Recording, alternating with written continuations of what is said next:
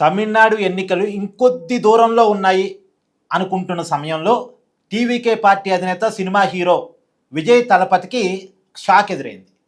అది కూడా తన ఇంటి నుంచే. విజయ్ తలపతి భార్య సంగీత విడాకులు అప్లై చేశారు ఇలా చెంగల్పట్టు న్యాయస్థానంలో. పైగా కొన్ని ఆరోపణలు చేశారు. ఇతర మహిళా నటీమణులతోటి విజయ్కి అక్రమ సంబంధాలు ఉన్నాయి, గత చాలా కాలంగా నన్ను పిల్లలను నిర్లక్ష్యం చేస్తున్నారు విజయ్ అన్నట్టుగా ఆమె ఆరోపించారు. 1999లో వాళ్ళకి పెళ్ళయింది. హీరో విజయ్ గత కొన్నాళ్ళుగా పూర్తిగా కుటుంబాన్ని నిర్లక్ష్యం చేస్తున్నాడు అనేది ఆమె ఆరోపణ. విజయ్ సంగీతాలకు ఒక కుమారుడు ఒక కుమార్తె ఉన్నారు. ఇటీవల కాలంలో మీకు ఐడియా ఉందా, ఒక బీజేపీ నాయకుడు కామెంట్ చేశాడు విజయ్కి నటి త్రిషతో సంబంధం ఉంది, ఆ త్రిష ఇంటి నుంచి బయటకు వచ్చి విజయ్ వాస్తవాన్ని రియాలిటీని చూడాలంటూ మాట్లాడాడు. సరే, దాని మీద విజయ్ సీరియస్ అయ్యాడు, త్రిష కూడా సీరియస్ అయింది. చివరికి ఆ బీజేపీ నేత క్షమాపణ చెప్పాడు, అది వేరే విషయం.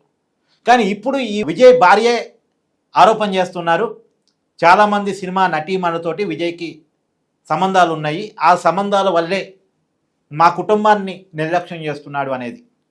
ఇప్పటికే విజయ్ ఆ తొక్కిసలాట వల్ల జరిగిన నష్టం, ఆ నష్ట నివారణ కోసం చాలా తిప్పలు పడుతున్నాడు.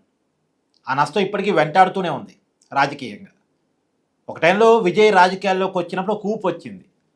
ఆ తొక్కిసలాట వల్ల విజయ్ చాలా మైనస్లో పడిపోయాడు. మళ్ళీ దాన్ని కొద్దిగా రికవరీ చేసుకున్న సమయంలో ఈ వ్యక్తిగత జీవితం ఒకటి. నిజానికి రాజకీయాల్లో ఉండాలనుకునే వాళ్ళు, ఒక స్థాయిలో ఉండాలనుకునే వాళ్ళు తమ వ్యక్తిగత జీవితాన్ని చాలా జాగ్రత్తగా చూసుకోవాలి. వ్యక్తిగత క్రమశిక్షణ చాలా అవసరం.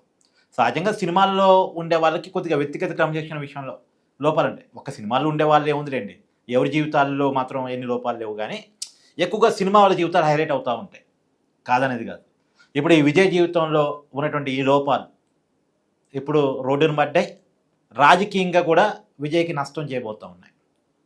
సో విజయ్ పొలిటికల్, నిజానికి విజయ్ తొక్కిసలాట వల్ల జరిగిన నష్టాన్ని ఆధారంగా తీసుకొని విజయ్తో పొత్తు పెట్టుకుందామని బీజేపీ చాలా ట్రై చేసింది. కానీ బీజేపీ వైపు వెళితే తనకి రాజకీయంగా అవకాశం ఉండదు అనేది విజయ్ ఆలోచించినట్టున్నాడు. బీజేపీతో పోవడానికి ఇష్టపడలే, డిఎంకేతో బీజేపీతో సమదూరం అని చెప్పాడు. కావాలంటే కాంగ్రెస్తో కలుస్తాను, కమ్యూనిస్టులతో కలుస్తాను, కానీ బీజేపీతో కలవను, డిఎంకేతో కలవను. సైద్ధాంతిక విరోధం బీజేపీతోటి, రాజకీయ విరోధం డిఎంకేతో అని చెప్పాడు.